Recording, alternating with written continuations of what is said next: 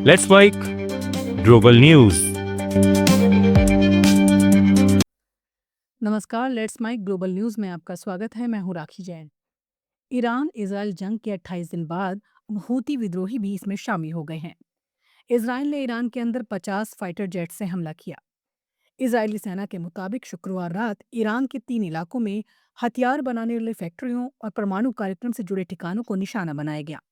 सेना ने बताया कि ये हमले खुफिया जानकारी के आधार पर किए गए और कई घंटों तक चले।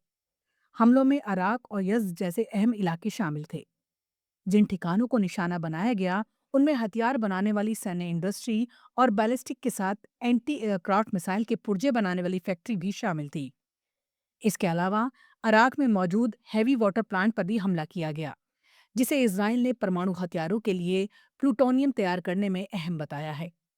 वहीं यज़्द में इस प्लांट को भी निशाना बनाया गया, जहां यूरेनियम संवर्धन के लिए जरूरी विस्फोटक सामग्री तैयार की जाती है। वहीं ईरान ने सऊदी अरब के प्रिंस सुल्तान एयरबेस पर शुक्रवार रात को 6 बैलिस्टिक मिसाइलें और 29 ड्रोन दागे।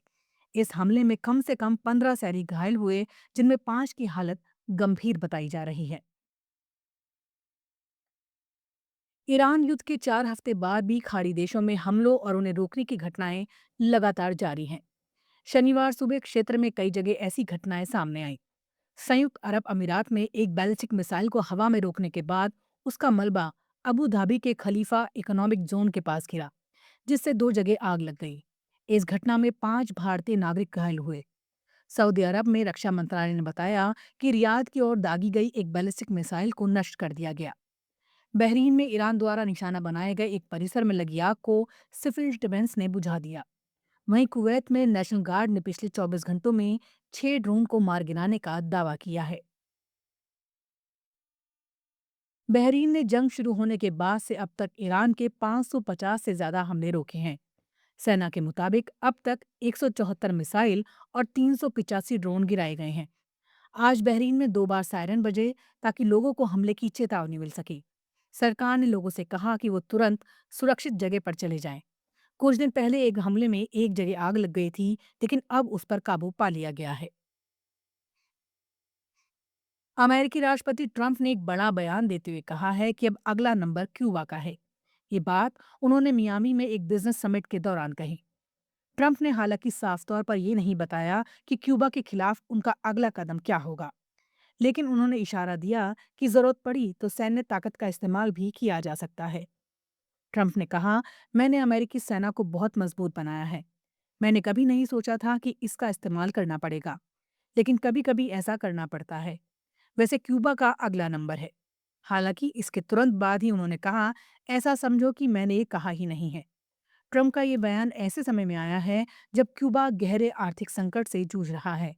वेनेजुएला से तेल सप्लाई बंद होने के बाद वहां ईंधन की भारी कमी हो गई है, जिससे हालात और खराब हो गए हैं। अमेरिका में व्हाइट हाउस ऐप नाम से एक नया मोबाइल ऐप लॉन्च किया गया है। इसका मकसद लोगों तक सरकार की जानकारी सीधे पहुंचाना और पारंपरिक मीडिया के बजाय सीधे संवाद को बढ़ावा देना है। इस ऐप में न्यूज सेक्शन दिया गया है, जहां सरकारी बयान और आधिकारिक अपडेट मिलेंगे।